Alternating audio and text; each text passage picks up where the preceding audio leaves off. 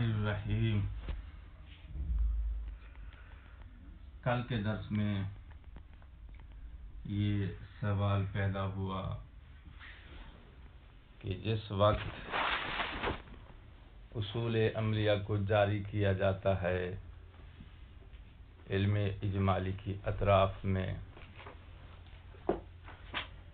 تو اس وقت جاری کرنے کے بعد جو سچویشن ہوتی ہے وہ ہے اباحت کی، جبکہ جاری کرنے سے پہلے اباحت نہیں ہوتی۔ تو کسی ایک طرف کو جب وہ انجام دیتا ہے تو احتمال ہوتا ہے کہ ہو سکتا ہے کہ حکم واقعی وہ دوسری والی ہو جو کہ اس نے چھوڑ دی ہے، تو واجب پہ عمل کرتا ہے تو حرمت کے ارتکاب کا خدشہ ہوتا ہے، حرام سمجھ کے پرہیز کرتا ہے تو واجب کے فوت ہونے کا احتمال ہوتا ہے۔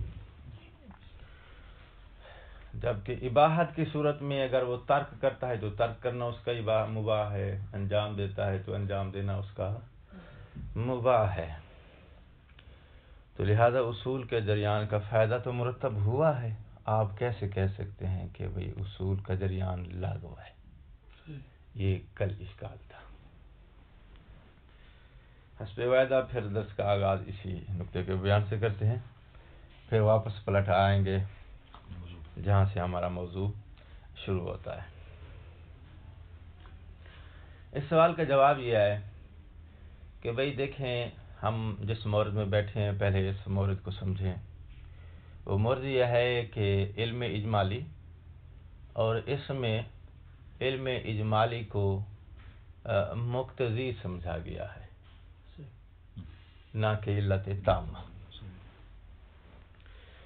جب مقتضی سمجھا گیا ہے تو اس بنا پہ تکلیف کو انجام نہ دینا،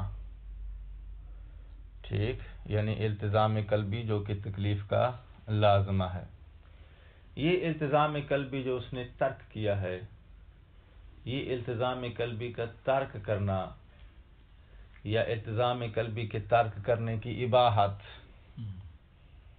کیونکہ ترک کرنا حرام اس وقت ہوتا ہے جب تکلیف منجز ہوتی ہے، ابھی منجز نہیں ہوئی تو پھر اس کا ترک کرنا بھی حرام نہیں کہلائے گا، ترک کرنا مباح کہلائے گا۔ تو یہ جو التزام قلبی کا ترک کرنا ہے یا اس ترک کرنے کی اباحت ہے، یہ کس پہ مرتب ہو رہی ہے؟ اس معنی پہ، یاد ہے اقتضاء والے قول کی بنا پہ التزام قلبی کا ترک کرنا یہ کس پہ مرتب ہوتا ہے؟ معنی پہ، کیونکہ تکلیف ہے، تکلیف کا لازمہ کیا ہے؟ التزام قلبی انجام دو۔ اچھا، معنی آ جاتا ہے تو پھر معنی کیا رول پلے کرے گا؟ التزام قلبی آپ نہیں کر سکیں گے۔ التزام قلبی نہ کرنے کا نام ہم نے کیا رکھا ہے؟ عدم التزام۔ تو یہ جو عدم التزام ہے یہ کس پہ مرتب ہو رہا ہے؟ معنی پہ۔ تو عدم التزام جو معنی پہ مرتب ہو رہا ہے، معنی کی صورت میں یہ عدم التزام حرام ہے یا مباح ہے؟ مباح ہے، ٹھیک ہے، معنی کی صورت میں یہ عدم التزام جو آپ کر رہے ہیں یہ عدم التزام مباح ہے، یہ عدم التزام کر کے آپ حرمت نہیں کر رہے ہو۔ یہ عدم التزام اس صورت میں حرام تھا جب التزام واجب ہوتا، معنی کی وجہ سے جب التزام واجب نہیں ہے تو پھر عدم التزام حرام نہیں ہے، عدم التزام کیا ہے؟ مباح ہے۔ تو عدم التزام کی اباحت کس پہ مرتب ہو رہی ہے؟ اس معنی پر۔ تو اب اگر مکلف التزام، ہاں یوں سمجھیں کہ دو اطراف تھیں علم اجمالی کی، ایک وجوب ایک حرمت، وجوب کا التزام نہیں کرتا ہے تو بھی معنی کی وجہ سے، حرمت کا الزام قلبی نہیں کرتا ہے تو بھی معنی کی وجہ سے، تو اب ان دونوں اطراف کا التزام جو اس پہ ساقط ہوا ہے یا ان دونوں کا التزام نہ کرنا جو اس پہ مباح ہوا ہے وہ ہے معنی کی وجہ سے۔ جب معنی کی وجہ سے ان دونوں اطراف کا التزام ساقط ہوا ہے اور التزام نہ کرنا مباح ہوا ہے تو وہ اباحت ان دونوں اطراف کی اس معنی کی وجہ سے حاصل ہوئی ہے۔ اب اگر وہ اصول عملیہ جاری کرتا ہے تو اصول عملیہ کے جریان کے بعد بھی تو حالت یہی ہوگی اباحت کی.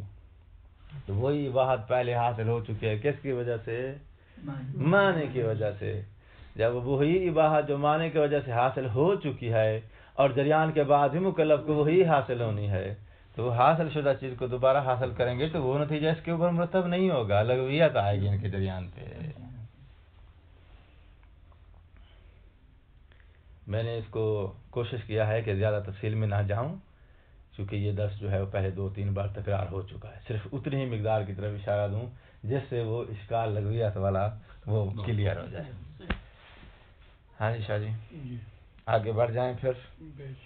اچھا لہٰذا صاحب الکفایہ نے یہ جو فرمایا کہ جریان اصول عملیہ کا جریان جو ہے یہاں لغو ہے، وہ اس لحاظ سے لغو ہے کہ جو نتیجہ آپ یہاں حاصل کرنا چاہتے ہو وہ اس معنی کی وجہ سے مکلف کو حاصل ہو چکا ہے.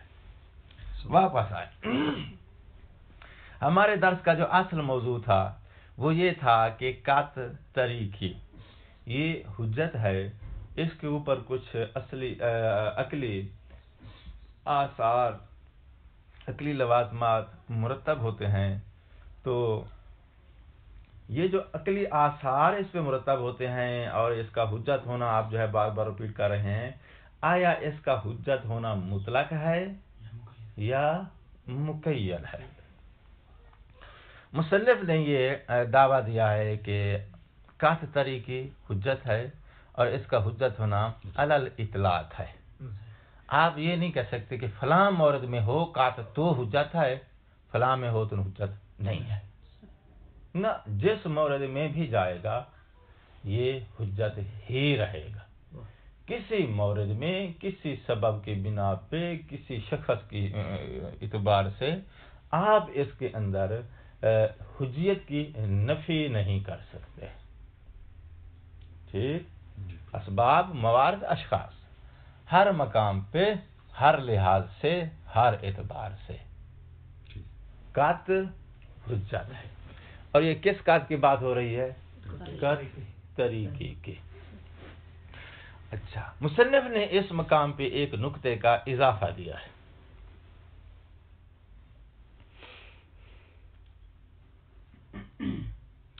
یہ جس نقطے کا اضافہ دیا ہے یہ قط طریقی کے متعلق نہیں ہے بلکہ یہ قط موضوعی کے بارے میں ہے. اور وہ نقطہ یہ ہے قط کو شارع مقدس نے کسی حکم شرعی کے لیے موضوع کی جگہ پہ استعمال کیا ہے. ٹھیک ہے؟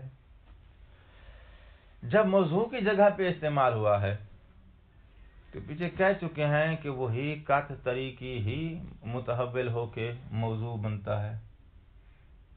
یاد ہے نا؟ جی.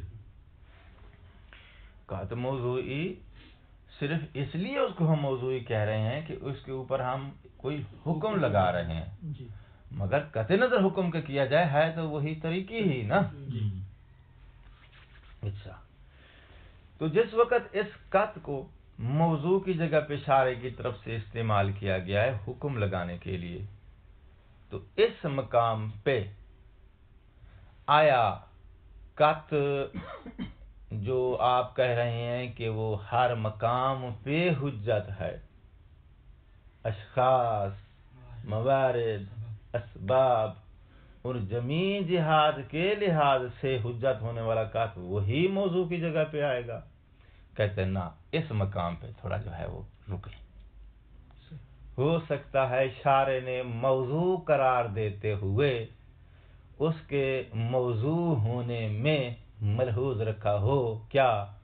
اشخاص کے اعتبار کو، اسباب کے اعتبار کو، موارد کے اعتبار کو. ٹھیک؟ تو شارع نے ان 3 چیزوں میں سے جس چیز کے اعتبار کو ملحوظ رکھا ہے اسی اعتبار والا قط موضوع بنے گا. جس کو ملحوظ نہیں رکھا ہے وہ والا قط اس جگہ پہ موضوع نہیں بنے گا. تو اب یہ جو ہم تقسیم دے رہے ہیں کہ موضوع کی جگہ پہ کون سا قط آئے گا کون سا نہیں آئے گا، اس سے یہ فرق نہیں پڑتا کہ قط جو ہے جس کو موضوع کی جگہ پہ نہیں رکھا گیا تو حجت نہیں ہے. نہ نہ نہ، वो जो मौजू के मकाम पर शारे की तरफ से लिहाज जारी किया गया है अशखास के एतबार से भी फलां शख्स का कात जो है वो इस हुक्म का मौजू बनेगा। तो इसका ये मतलब नहीं है कि दूसरा शख्स जिसके कात को हमने मौजू की जगह पे नहीं रखा है वो हुज्जत नहीं है, ना ना, ये जो हमने फर्क दिया है इस वजह से दिया है कि वो हुक्म जो है इस फलां शख्स के कात पे मुरतब नहीं होना था। फिर समझो, इसको थोड़ा और आसान बनाते हैं। मसलन शारे ने कहा है कि आलिम की तकलीद वाजिब है, ठीक है ना जी। तो अहकाम शरिया के बारे में एक कत वो है जो आलिम को है, एक कत वो है जो मुकल्लिद को है। मुकल्लिद को भी अहकाम का कत होता है, ठीक है सर। कत की किस्में अब पढ़ चुके हैं, तकलीद कत की अकसाम में आती है। शारे ने कहा है कि भाई आलिम, और आलिम का लफ्ज़ जो है हम जो है वो काते से लेंगे। कात पर माना इल्म, तो आलिम पर माना काते। तकलीद उसकी की जाए जिसको अहकाम शरिया का कात है, इल्म है यानी कात है। ठीक हो गई बात। तो इसका मतलब है तकलीद का मौजू मुरक्कब है मिनल इल्म मिनल कात वल अहकाम। वो अहकाम जिनके साथ कात ने ताल्लुक पाया है,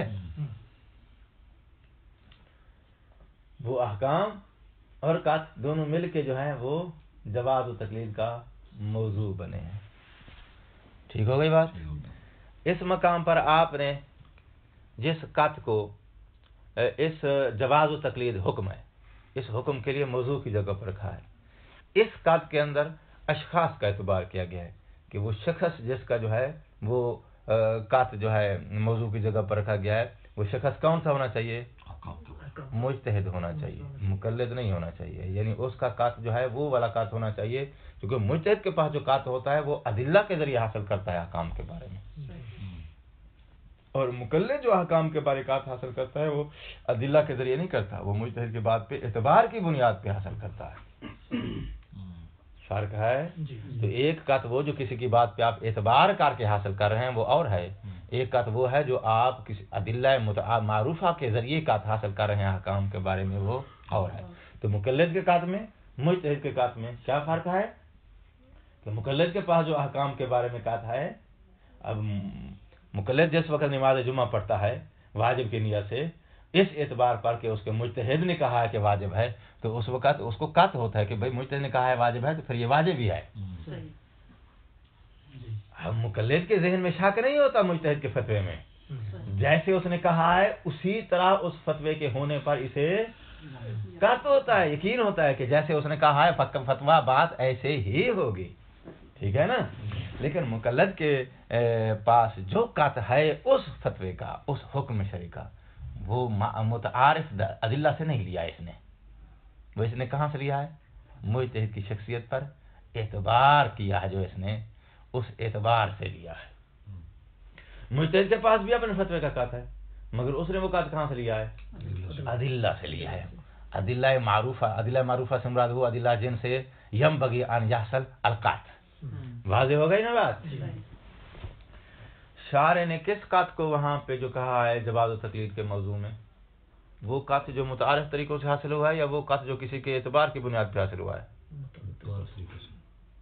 तो इसका मतलब है अगर वो कात जो किसी के एतबार की बुनियाद पे हासिल हुआ है, ठीक, वो वाला कात और उसके मुतलका अहकाम को मौजू बना के आप तकलीद के जवाब के लिए जो है वो मौजू नहीं बना सकते हो। अगर मौजू बनाएंगे तो फिर इसका मतलब ये होगा कि मुज्तहिद के जो उकला हैं उनकी भी तकलीद हो सकती है। आगे फिर मौलवी साहबान जो जाते हैं मुज्तहिद का फतवा नकल करने के लिए, तकलीद यानी मुकल्लिद की भी आगे तकलीद हो सकती है। मुहिम ये कि अगर आप जो है वो अशखास के एतबार को आप वहां जो है वो हटा देते हैं, मुतलक कर देते हैं अशखास वाली जिहाद को, तो क्या नतीजा निकलेगा? भाई अहकाम के बारे में जिसको कात हो तो आप उस सूरत में उसकी तकलीद कर सकते हैं, चाहे वो कात उसका मुतारिफ तरीकों से आया हो या गैर मुतारिफ तरीकों से आया हो। ठीक हो गई ना बात। तो अब जवाब और तकलीद के हुक्म में मौजू के अंदर जो कात है, इस कात के अंदर अशखास को एतबार किया गया है कि फलां शख्स का ये कात होना चाहिए। फलां शख्स यानी वो शख्स जिसका कात मुतारिफ तरीकों से लिया गया होता है, उस शख्स का कात हो इन अहकाम के बारे में ऐसी सूरत में आप उसकी आप तकलीद, ऐसे काते की आप तकलीद कर सकते हैं। अच्छा, तो अब हमने जब अशखास का एतबार किया है तो वो अशखास जो हमें हुक्म के लिहाज से, जवाज़ तकलीद के हुक्म के लिहाज से चाहिए, वो हमने उनका कात मौजू में रखा है। और बाकी जो है दीगर लोग, उनको भी तो कात है आकाम का, मगर उनको हमने जवाज़ तकलीद के मौजू में नहीं रखा। तो अब जिनको हमने मौजू तकलीद में जिनके कात को शामिल नहीं किया, तो शामिल ना करने से क्या ये लाजिमात है कि उनका कात हुज्जत नहीं है? कहता है ना, ये लाजिम नहीं आता कि उनका कात हुज्जत नहीं है, और उनको हमने हुज्जत ना होने की वजह से मौजू से बाहर निकाला है। मौजू से बाहर निकालने की वजह उनके कात का हुज्जत ना होना ये बात नहीं है, बल्कि हमने मौजू से बाहर जो निकाला है इस वजह से निकाला है कि ये हुक्म उन पे मुरतब नहीं होता था। उस हुक्म के मुरतब होने का वो कात खास किस्म का कात था। बात वाज़ेह हो रही है या नहीं हो रही? अच्छा, तो वो कात जो मौजू की जगह पे रखा जाता है, उस कात के अंदर आप अशखास का लिहाज रख सकते हैं, दूनल अशखास। असबाब का लिहाज रख सकते हैं, दूनल असबाब। लफ्ज़ दूना का जो है वो तो मुआवजा आ रहा है ना ज़हन में। मवारिद का लिहाज रख सकते हैं, दूनल मवारिद। तो जब आप कात मौजूई के अंदर अशखास की तकसीम, असबाब की तकसीम, मवारिद की तकसीम जारी कर सकते हैं, तो इस सूरत में हुक्म आएगा उसी कत पर जो कत आपने मलहूज रखा हुआ है, मिन जिहतिल अशखास, मिन जिहतिल असबाब, मिन जिहतिल मवारिद।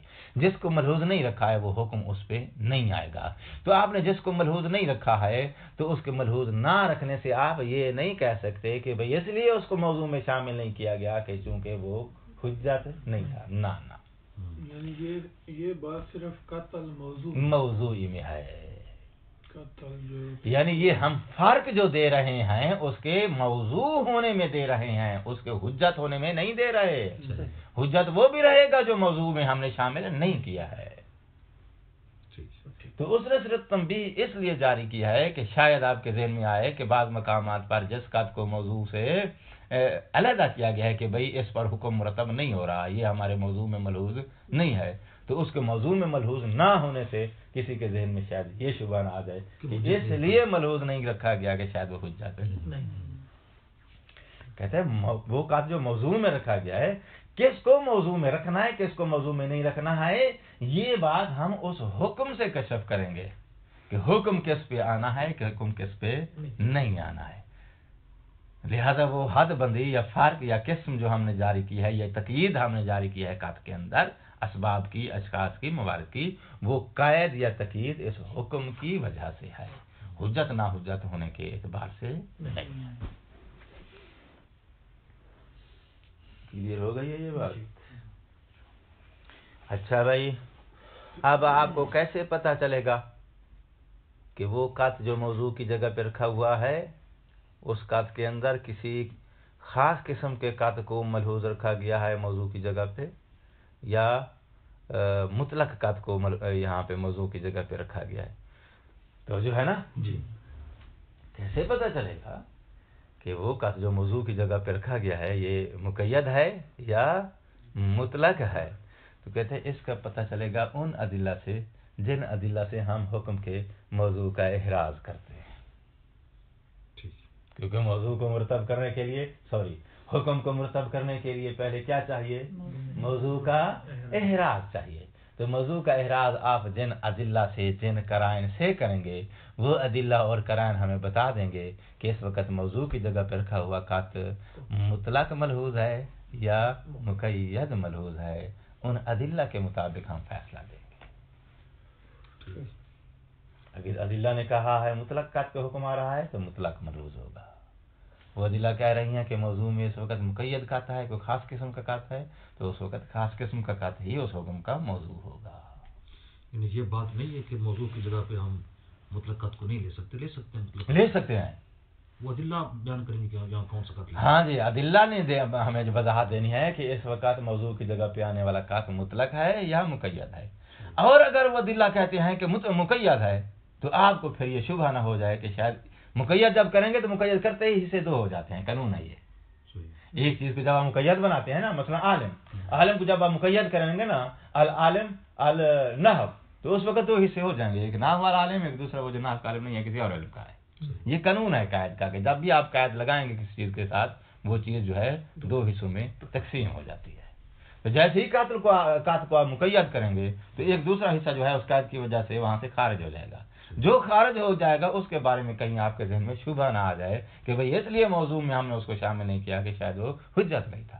کہتے ہیں نا، موضوع میں رکھنا یا نہ رکھنا یہ ہم اس حکم کے مد نظر رکھتے ہوئے فیصلہ ہاں، حکم کی مناسبت سے ہم کہتے ہیں کہ اس وقت جو ہے مطلق موضوعات کو موضوع کی جگہ پر رکھا گیا ہے یا مقید کو، نہ کہ اس کے حجت اور نہ حجت نہ ہونے کو دخل ہے وہاں موضوع میں۔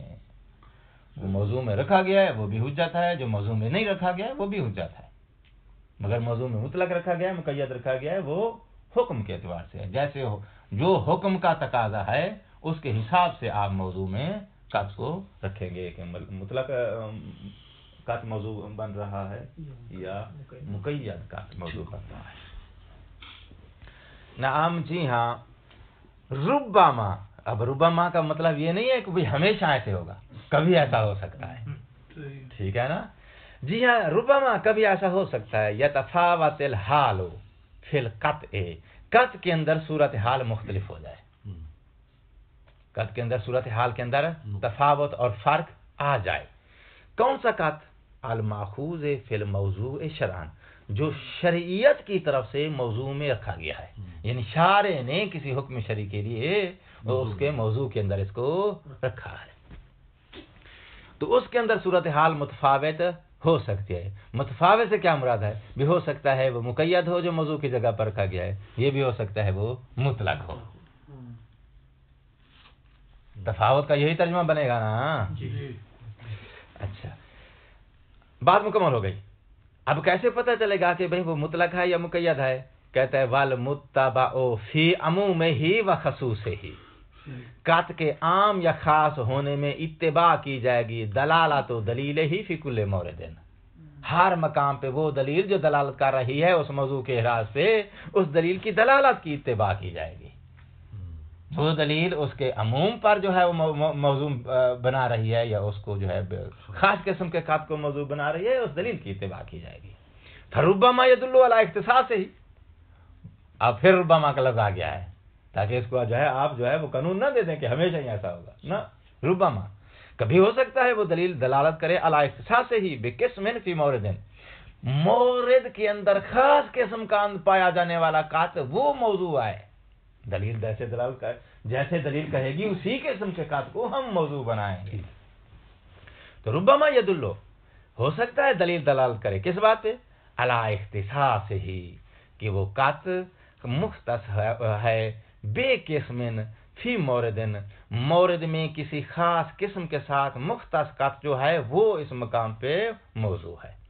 اور دلیل یہ بھی دلالت کر سکتی ہے وہ عدم اختصاص ہی بھی فی آخرن، کہ یہی قط جو اس مقام پر جس کو ہم نے اس موضوع پر حکم کا موضوع بنایا ہے، کسی اور حکم کے مقام پر جائیں تو وہی موضوع وہاں پر موضوع نہ بن رہا ہو سکتا ہے نا۔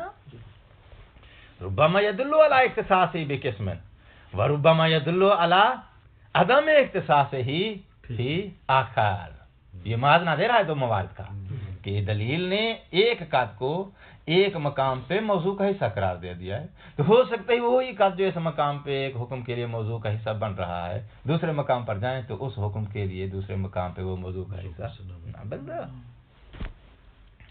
علی اختلاف الادلہ، ادلہ کے اختلاف سے ہم ساری چیزوں کا ہم فیصلہ کریں گے۔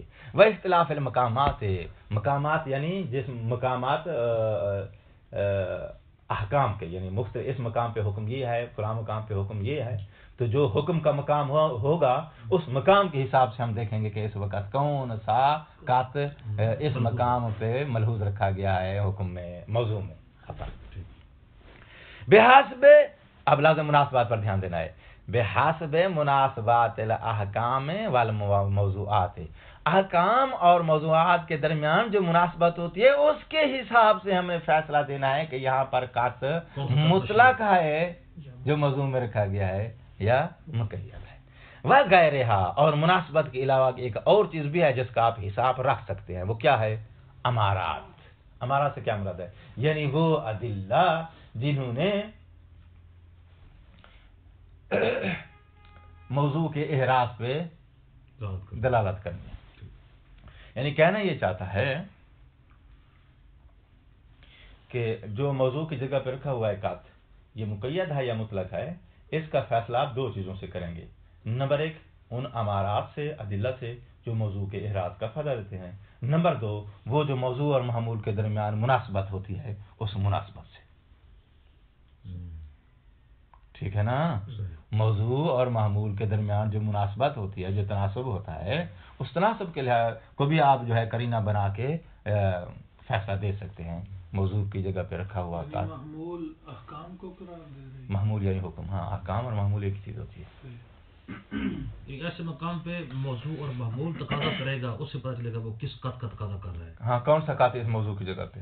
हाँ, कद कुत्ता चाहिए तो वो बच जाएगा। आम जो बाज़ दफ़ा हुक्म जो है वो खुद जो है वो अपने मौजू के बारे में निशानदही देता है कि इस किस्म का मौजू जो है उस पे इसने मुरतब होना है, इस पे नहीं होना है। इशारा होता है हुक्म की शक्ल सूरत देख के। मसलन आप कहते हैं कि ज़ायदुन आलिमुन तो या ज़ायदुन ज़ाहिकुन, तो इस महमूल के अंदर खुद इशारा है कि ये जो हुक्म जो है ये उस ज़ायद के मफ़हूम पे इसने मुरतब होना है या खारिज मिज़दाक़ पे मुरतब होना है। सही है। लेकिन मफहूम तो पहले मौजूद होता है। मौजू के अंदर एक मफहूम होता है, एक मौजू का खारिज मिज़दाक़ होता है। हुक्म कभी मफहूम की तरफ जाता है, कभी मिज़दाक़ की तरफ जाता है। तो ये हुक्म खुद ही इशारा देता है कि तूने किधर जाना है। ये हम खुद हुक्म से ही समझ लेते हैं कि इस वक्त इसका इशारा उसके किधर है। तो मैं वो मुनासबात के लफ्ज़ को समझाने के लिए मैंने मिसाल दी है मंतिक की, कि जिस तरह हम जो है वो मंतिक में महमूल से पता चला लेते हैं कि वो महमूल खुद आप इशारा दे रहा होता है कि भाई मेरा मौजू खारिज मिज़दाक़ है या उसका ज़हनी मफ़हूम है। तो ये मुनासबत हो गई ना उस हुक्म के अंदर।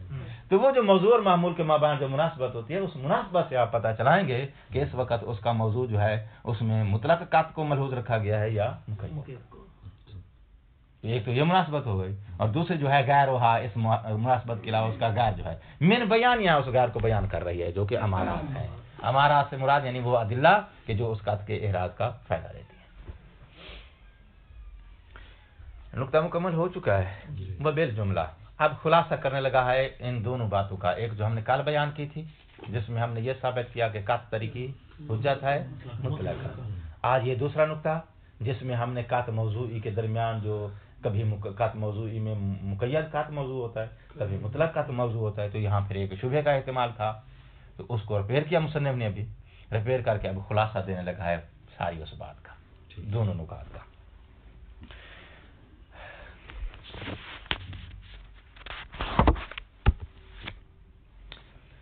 अलकात ओ फी मा काना मौजूअन अकलान बिल जुमला। खुलासा कलाम यह है कि अलकात ओ, अच्छा एक बात जरा सुने, जो कात तरीकी होता है ना, यानी वो कात तरीकी जो काशिफ अनिल वाक़े होता है, उसके ऊपर जो अकली लवाज़मात मुरतब होते हैं कौन कौन से? इन्नहु मुनज्जिज़ुन इन काना सवाबन, इन्नहु मुअव्विरुन इन काना खतान, इन्नहु हुज्जतुन इला आखिरी। ये जो आसार जब आप उसके ऊपर मुरतब करते हैं ना, तो वो कात अपने इन मुरतब होने वाले आसार के लिए मौजू होता है। ठीक है ना? सुना? जब वो अपने आसार के लिए मौजू होता है तो उस वक़्त आप उसको कात मौजू ही नहीं कहेंगे। तवज्जो है? क्योंकि ये आसार जो उसके ऊपर मुरतब हो रहे हैं उसकी तरीकियत की बिना पे मुरतब हो रहे हैं। जब तरीकियत की बिना पे मुरतब हो रहे हैं तो इनके लिए मौजू बन रहा है, लेकिन इस्तिलाहन जो हम जिसको हम कात मौजूई कहते हैं वो और है। ठीक है ना? जब आप कहते हैं कि अल कात अल तरीकी हुज्जतुन, कात तरीकी मौजू बना या नहीं बना है? तो फिर आप कहेंगे कि ये कात तरीकी नहीं है, मौजू है, जो कोई हुज्जतुन उसके लिए हुक्म बना रहे हैं। तो वो जो अकली लवाज़मात उसके ऊपर मुरतब होते हैं उनके लिए वो मौजूई होता है। लेकिन वो कात के जिसको हम कात मौजूई कहते हैं इस्तिलाहन वो और है, ये अलकत ओ फीमा काना मौजूअन अकलन, कात फीमा उस मर्द में, काना जिस मर्द में वो कात मौजू होता है, अकलन अकलन मौजू होता है। अब तर्जुमा करो इसका क्या बनेगा? यानी कात अल तरीकी है। कात तरीकी जो अपने अकली लवाजमात अकल की नजर में मौजू होता है, अकल की नजर में मौजू होता है, क्या मतलब? यानी जो अकली लवाजमात का मौजू होता है, यानी कात तरीकी। ये ऐसा क्यों करता है मुसन्निफ? ये उसकी इबारत के अंदर जो ये लताफत आती है या बलागत आती है, वो सिर्फ आप लोगों का जोर लगवाने के लिए आती है, तकरीयत देने के लिए आती है कि अभी तक वो कात मौजूई और कात तरीकी दोनों को अलग अलग, अब फिर उसी कात तरीकी को उसने जो है मौजूअन अकला, देखा ना कितना उसने जो है वो फेर दिया है। अच्छा, ये वाला कात जो अकलन मौजू होता है, यानी अकली लवाजमात का जो मौजू होता है, यानी कात तरीकी, ये वाला कात, इस कात की आगे खबर ये है, ला यकादो यतफावत, इसके अंदर तफावत नहीं आ सकता है।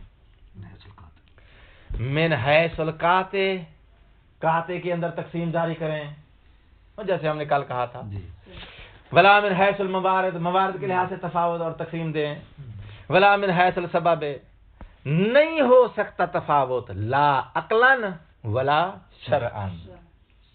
यानी कहना ये चाहता है कि कात जो कि हुज्जत है, उसके हुज्जत होने में तफावत नहीं है, ना अकली तौर पे तफावत दे सकते हैं आप, ना शरई तौर पे, यानी ना अकल गुंजाइश देती है कि आप किसी मौरत में इसकी जो है वो हुज्जत को इससे नफी कर दें, ना शरीयत में गुंजाइश है कि वो इसकी हुज्जत की नफी करे।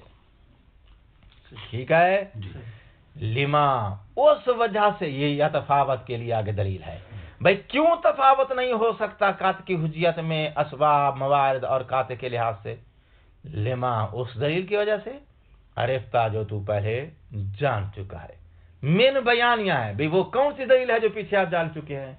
कहते हैं वो ये है कि कात की हुज्जियत उसकी जाती है, और ये चीज जाती हो वो जाले बसीत के जरिए इजाद की जाती है, जाले मुरक्कब के जरिए इजाद नहीं की जाती। जब जाले बसीत के जरिए इजाद की जाती है कि जो चीज इजाद जाले बसीत के जरिए की जाए, उसकी फिर आप नफी उससे नहीं कर सकते, क्योंकि जब नफी करेंगे तो फिर उस सिफत की मौसूफ समायत नफी होगी, वजूद में आएगा तो एक साथ सिफत मौसूफ, नफी होगी तो दोनों की एक साथ। ऐसा नहीं हो सकता कि मौसूफ रह जाए और उससे उसकी सिफत को आप सलब कर ले।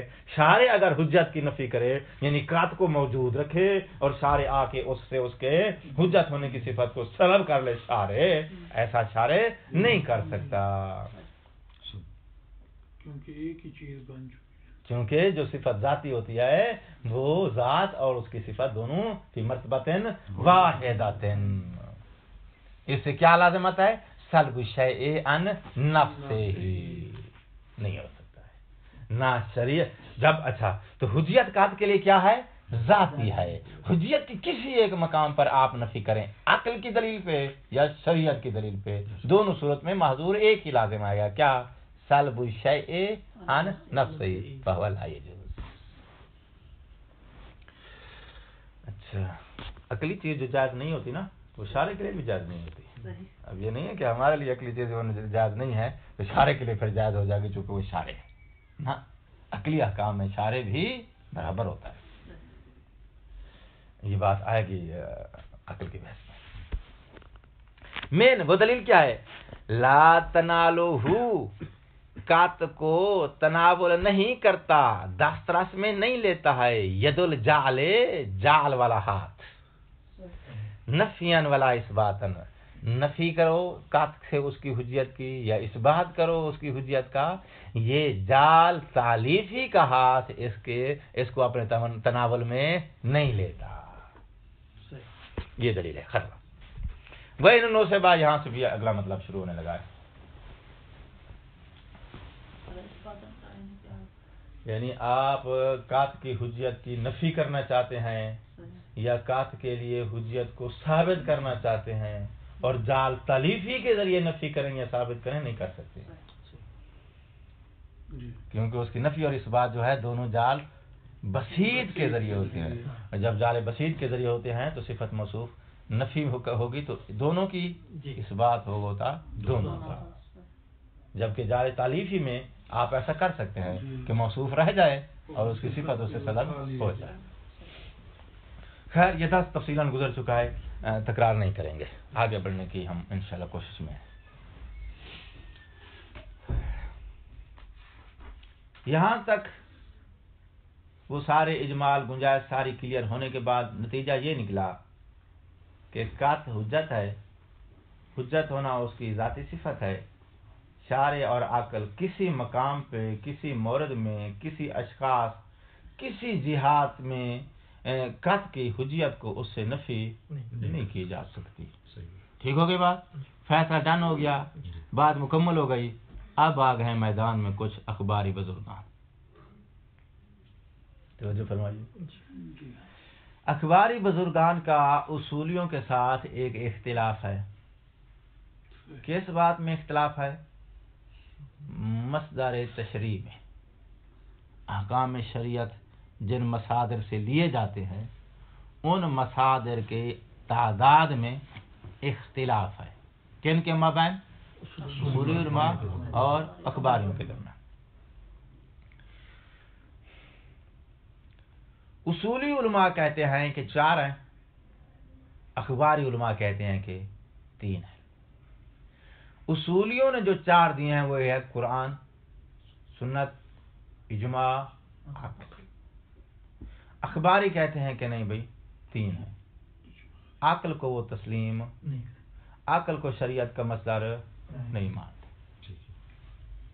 فرق سمجھ میں آ گیا؟ اچھا, باقی 3 رہ گئے. جو باقی 3 ہیں ان میں سے جو اجماع ہے وہ بھی سنت کی ایک قسم ہے. ٹھیک, جب سنت کی ایک قسم ہے تو پھر اگر آپ ان کو عرض میں رکھ کے گنتی کریں تو مصادر 3 بنتے ہیں. قرآن, سنت, عقل. چونکہ اجماع سنت کی ایک قسم ہے تو آپ نے جو ہے وہ سنت کے اندر 2 قسمیں کر دیں. ایک قسم کا نام آپ نے اجماع رکھا, دوسری قسم کا نام آپ نے سنت رکھا. جو اجماع ہے وہ سنت کی قسم ہی تھی تو اس کو آپ نے الگ شمار کیا ہے. وہ کچھ خاص ضروریات تھیں اصطلاح کی یا ابحاث کی, وہاں اس ضرورت علمی کو مد نظر رکھتے ہوئے علماء نے اس کو الگ ایک موضوع کی حیثیت دے دی ہے. علمی ضرورت سے قطع نظر ہے تو وہ سنت کی ہی قسم. تو جب قسم ہے تو قسم مقسم کی عرض میں نہیں ہوتی, متحد ہوتی ہے. تو متحد کو الگ شمار کرنے کی احتیاط نہیں ہے, اس کو سنت میں آپ درج ہی سمجھیں. تو عرض میں بالمقابل جو ہیں وہ مصادر 3 بنیں گے, قرآن, سنت, عقل. اجماع درج ہو گیا ہے. اب عقل کی نفی کرو تو باقی 2 رہ گئے, عقل کو تسلیم کرو تو 3 ہو گئے. اچھا جی, اخباری علماء نے ایسا ہی کیا ہے کہ بھئی انہوں نے اجماع کو درج کیا ہے سنت کے تحت, اور اصولی بھی درج کرتے ہیں علمی ضرورت کے تحت. انہوں نے اس کو مستقل موضوع بحث کا نام دینے کے لیے الگ شمار کیا, ورنہ درج یہ بھی کرتے ہیں وہ بھی کرتے ہیں. تو خیر درج ہونے والا نقطہ مہم نہیں ہے. مہم یہ ہے کہ عقل جو ہے اس کو وہ مصدر تشریع نہیں مانتے. کون؟ اخباری بزرگان. اور کون مانتے ہیں؟ اصولی بزرگان. سب سے پہلے تو آپ کو یہ سمجھنا ضروری ہے کہ اصولی بزرگان جس وقت کہتے ہیں کہ عقل شریعت کا قرآن و سنت کے مقابلے میں, مقابلے کا لفظ اس لیے بول رہا ہوں چونکہ عرب میں ہے. مقابلے کا وہ معنی نہ سمجھنا جو پاکستان میں بولا جاتا ہے. ٹھیک ہے نا, مقابلے سے مراد یہاں لفظ عرب لے رہا ہوں کہ ان کی صف میں یعنی ان کے ردیف میں یہ بھی ایک مصدر ہے جہاں سے آپ حکم شرعی معلوم کر سکتے ہیں. کون کہہ رہے ہیں؟ اصولی. تو اس مقام پر پہلے تو یہ سمجھنا ضروری ہے کہ عقل سے مراد ان کی کیا ہے. تو جو ہے علامہ سے اب عقل جو ہے اس کو استعمال کیا جاتا ہے 3 مقام پہ. نمبر 1 عقلی ادلہ. عقلی ادلہ کس کو کہتے ہیں؟ منطق میں جس کو آپ برہان کہتے ہیں یا جس کو آپ قیاس کہتے ہیں, صغرا کبرا ملا کے حد اوسط گرا کے جو نتیجہ نکلتا ہے, اس حجت کو, اس برہان کو, اس قیاس منطقی کو کیا بولتے ہیں؟ عقلی دلیل یا عقل. ہم نے عقل استعمال کیا. کیا مطلب؟ عقلی دلیل استعمال کی. جی آپ کو کیسے پتہ چلا؟ عقل سے. کیا مطلب؟ عقلی دلیل سے. تو عقل کا ایک مورد استعمال یا لفظ عقل کا ایک جو ہے وہ اصطلاحی معنی وہ عقلی دلیل ہے، جس کو برہان یا منطق میں قیاس کہتے ہیں. صحیح. واضح ہو گئی بات؟ عقلی دلیل کا دوسرا مورد استعمال جو ہے وہ ہے اصول عملیہ العقلیہ. تو جو ہے اصول عملیہ عقلی. کیوں؟ اس لیے کہ ان اصول کو ہم نے کہاں سے لیا ہے؟ عقل سے. ان کو ہم نے پروف کیا ہے عقل سے. اصول عملیہ شرعیہ اور عقلیہ میں فاصلہ صرف ان کے مدرک کا ہے. اگر ان اصول کی حجیت کو پروف کرتے ہو عقلی دلیل سے تو عقلی کہلائیں گے، ان کی حجیت کو پروف کرتے ہو شرعی دلیل سے تو وہی اصول عملیہ شرعی کہلائیں گے. وہی استصحاب جو ہے جب شرعی دلیل سے ہم لیتے ہیں تو وہ استصحاب شرعی کہلاتا ہے، عقلی دلیل سے جب لیتے ہیں تو وہی استصحاب. واضح ہے نا؟ تو اصول عملیہ العقلیہ جو ہیں یہ کیا ہے؟ یہ بھی عقل کا مورد استعمال ہیں، کیونکہ اس مقام پر چاروں کے چارے اصول کیا ہیں؟ وہ عقلی اصول ہیں، عقلی قواعد ہیں. عقل نے وہ قواعد دیے ہیں آپ کو، اور ان قواعد کو ہم نے پروف کیا ہے کہ ان میں کسی قسم کی کوئی نقض و اشکال کی کوئی گنجائش نہیں ہے. یہ بالکل مضبوط قواعد ہے. دو مورد استعمال ہو گئے. تیسرا مورد استعمال ہے عقل کا الآراء المحمودہ، الحسن والقبح العقلیہ. وہ قضایا دنیا کے جمی اکلا جن کے کبھی ہونے کے یا جن کے حسین ہونے کے معترف ہے. تیسرا مورد ہے وہ. تیسرا مورد ذہن میں آ گیا نا؟ اچھا، یہ ان قضایا کو کیا بولتے ہیں؟ الآراء المحمودہ. یہ دوسرا نام اس کا کیا ہے؟ الحسن والقبح العقلیہ. مثالیں ان کی کیا ہیں؟ الصدق حسن والکذب قبیح. ٹھیک. یہ قضیہ دنیا کے کسی بھی آپ مسئلہ کے انسان کے پاس لے جائیں، دنیا کا ہر عاقل جو ہے اس قضیے کو ایسے ہی اعتراف دیتا ہے جیسے آپ سمجھ رہے ہیں. تو دنیا کے جمیع عقلاء جو ہیں اپنی اس عقل سلیمہ کی فطرت اور روشنی کے محتاج، اپنی اس فطرت عاقلانہ کے محتاج پوری دنیا کے عقلاء ان آراء محمودہ والے قضایا کے بارے میں سب کا ایک ہی رائے ہے. تو سب کی جب ایک ہی رائے ہے تو اس لیے ان قضایا کو کیا بولتے ہیں؟ الآراء المحمودہ، چونکہ یہ متفق علیہ ہوتے ہیں بین العقلاء. ان کے اندر اختلاف نہیں ہوتا. جب اختلاف نہیں ہوتا تو پھر جہاں اختلاف نہیں ہوگا ان کے اندر جو ہے تقیید جاری نہیں کی جا سکتی کہ فلاں مذہب میں جو ہے وہ یہ قضیہ ایسے ہے، فلاں میں ایسے نہیں ہے. ایسے ہے ایسے نہیں ہے یہ اختلاف کی صورت میں بولا جاتا ہے. ان میں اختلاف نہیں ہے. پوری دنیا کے عقلاء اس پہ متفق ہے. معصومین نبی امام سارے دنیا کے عقلاء سے مستثنا نہیں ہے. جب نہیں ہے تو اس کی نظر میں بھی قضایا محمودہ ویسے ہی ہیں، اس کی عقل کی نظر میں بھی ان کا حکم وہی ہے جو باقی عقلاء کی نظر میں ان قضایا کا حکم ہے. ٹھیک ہو گئی نا بات؟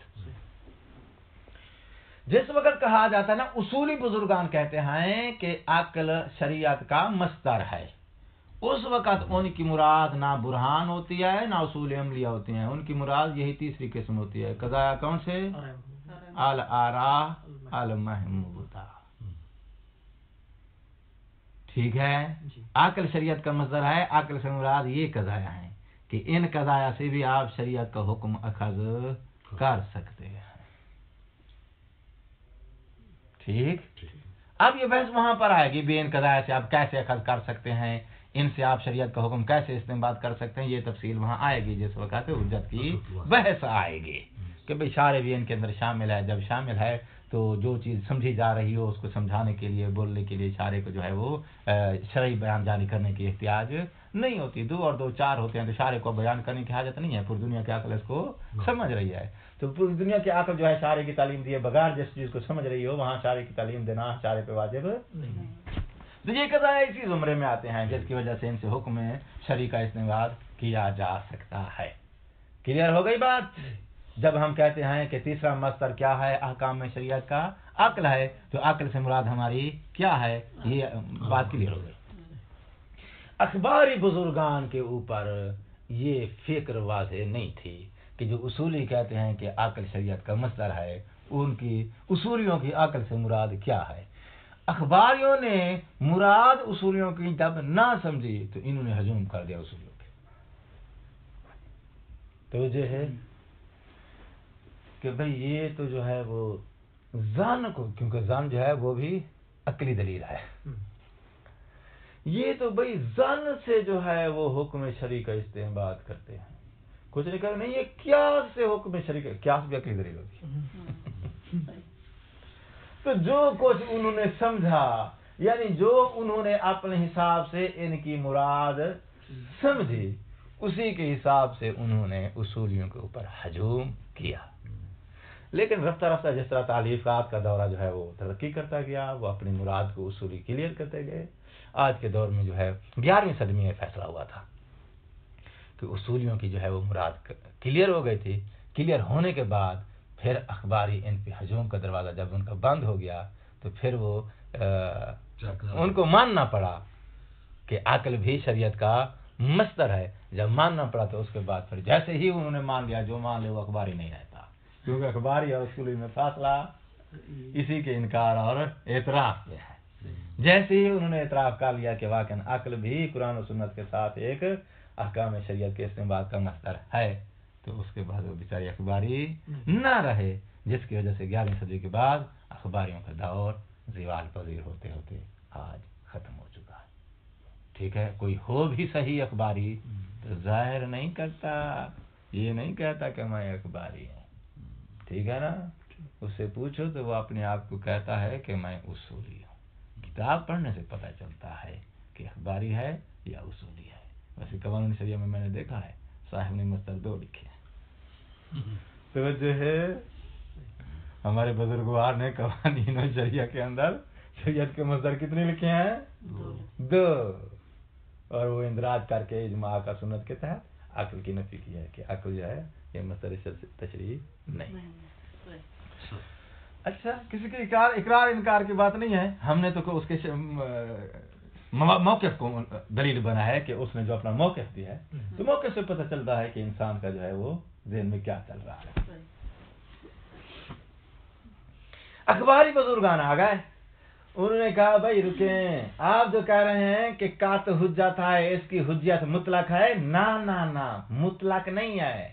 ہر مقام پہ قاط حجت ہے، لیکن جب شرعی احکام کے بارے میں آؤ گے نا تو اس وقت قاط حجت نہیں ہے. توجہ ہے، میں موضوع جوڑ رہا ہوں بحث کا تاکہ کوئی نتیجہ حاصل ہو سکے. آپ کو کیا کہتے ہیں وہ کہ جس وقت آپ کو قاط حاصل ہو کسی حکم شرعی کے بارے میں ہیں تو اس وقت اگر قاط کو حجت مان لیں تو حکم شرعی جو ہے وہ قابل عمل ہو جائے گا. کہتے ہیں اس وقت ہم قاط کو حجت نہیں مانتے. تو بھائی وہ حکم شرعی جو ہے، کہتے ہیں بس شریعت نے، قرآن اور سنت نے حکم بیان کیا، بس وہی حکم ہے. عقل نے کہہ دیا ہے کہ بھئی یہ حکم شریعت کا ہے، عقل کو حجت مان لیں تو اس وقت ہم وہ شرعی حکم کو پھر ماننا پڑے گا، جبکہ ہم عقل کو حجت نہیں مانتے. ابھی دے چکا ہوں نا فاصلہ ان کا اور اصولی و اخباریوں کا. تو شرعی احکام کے بارے میں جو قاط تعلق پاتا ہے، اور تعلق پانے سے مراد ان کی یہ ہے کہ جو عقلی ادلہ سے، مقدمات عقلی کا لفظ نے بولا اس میں، وہ قاط جو شرعی احکام کے ساتھ، میں جملے کو رپیٹ اس لیے کرنے لگا ہوں، ذرا جلدی میں آدھا فکرہ بول گیا تھا میں، پھر سنو. وہ قاط جو شرعی احکام سے تعلق پائے لیکن یہ قاط لیا گیا ہو عقلی ادلہ سے. تعلق کس کے ساتھ پائے؟ شرعی احکام سے. اچھا، تو شرعی حکم کے بارے میں جو قاط پیدا ہوا ہے، یہ قاط پیدا کس سے ہوا ہے؟ عقلی دلیل سے، شرعی دلیل سے نہیں، عقلی دلیل سے پیدا ہوا ہے. تو کہتا ہے یہ قاط جو عقلی دلیل سے پیدا ہوا ہے اور اس نے تعلق پایا ہے کسی شرعی حکم کے ساتھ، اس والے قاط کو ہم حجت نہیں مانتے. کیوں نہیں مانتے؟ کیونکہ ان کا مسئلہ یہ ہے کہ شرعی احکام میں قاط، یعنی قاط سے مراد ان کی عقل حجت نہیں. واضح ہو رہی ہے بات یا نہیں ہو رہی؟ اچھا، اب مصنف رحمت اللہ علیہ نے اپنی دوستی نبھانے کے لیے ان کی عبارات کی تعویل دی ہے. تعویل کے ذریعے ریپیئرنگ کی کوشش کی ہے कि वो कात की हुजियत की नफी नहीं करना चाहते, वो कुछ और कहना चाहते हैं इला आखिर ही कोई दूसरा मुनासिब मतलब निकाल के उनकी इबारत का तो उनको बचाना चाहते हैं इस इल्जाम से ये कात की हुजियत के मुनकर है, जबकि कात की हुज्जत का इनकार नहीं किया जा सकता। अभी कह चुके हैं कि ये कात की हुज्जत क्या है, जाती है, जाती को आप नफी नहीं कर सकते, न शारे न अक्ल, किसी दलील की बुनियाद पे नफी नहीं कर सकते। नफी करोगे तो क्या लाजिम आएगा, सल्ब शैअ अन नफ्सिही। तो शारे मुसन्निफ ने उनकी इबारात की फिर तावीलात दी हैं ताकि उन तावीलात के जरिए उनका कोई मुनासिब माकूल और मतलब जो है वो उस पर हमल किया जाए इबारत को, और इस इत्हाम से उनको बचा लिया जाए। आगे नीचे तालीका लगाने वाले बुजुर्गान जो दूसरे तीसरे मेरे जैसे बैठे होते हैं ना, है? जो किसी की सुलह नहीं होने देते होते हैं तबसरे वाले लोग जो होते हैं, उनका काम ये होता है कि जैसे सुलह होगी तो गेम खत्म, फिर अगले दिन तबसरा किस पे करेंगे। उन्होंने कहा मुसन्निफ बड़ी कोशिश कर रहा है, तो वो इबारत निकाल के ले हैं भाई, इस इबारत की तुमने जो है वो तावील करके जो और मतलब निकाल है, इसकी ये इबारत देते हैं इसकी तावील करके दिखाओ, इसकी तो तावील नहीं हो सकती है, पक्की बात है, इनकारी हैं वो अकल की हुज्जत के। फिर आखिर ये गेम जो है वो चलती रही है। फिलहाल मुसन्निफ जो है वो आपको एक गाइडलाइन देना चाहता है कि भाई आप ये उसूली अखबार की गेम खत्म करें। मुहिम ये है कि आप समझें कि कत से उसकी हुज्जत की नफी नहीं की जा सकती। बुजुर्गान के एहतराम में इस बहस को यहीं पे रोक देना चाहिए। इस बहस को मजीद आगे फैलाने से कोई इल्मी इस्तिफादा नहीं होगा। तो उसने तावील दी है अखबारी बुजुर्गान की इबारात की भी, और कुछ रिवायात जो इस मकाम पर अखबारी बुजुर्गान ने अपने हक में पेश की हैं, जिनसे पता चलता है कि भाई कात हुज्जत नहीं है। कहता है भाई वो ज़ाहिरी तर्जुमा उनका यही बनता है जो तुमने समझा है, तो उनकी भी मुनासिब तशरीह और तावील मौजूद है, जिससे ये पता चलता है कि वो कात की हुज्जत की नफी नहीं करना चाहती वो रिवायात, वो कुछ और माना बयान करना चाहती हैं। तो उन रिवायात की भी मुसन्निफ ने तावील दिया है और इनकी इबारात की भी तावील दिया है। मुद्दा कलाम का आप तक पहुंच गया है, बाकी जो कुछ है वो तर्जुमा है। टाइम है इतना देखा। अस्सलाम वालेकुम व रहमतुल्लाहि व बरकातहू।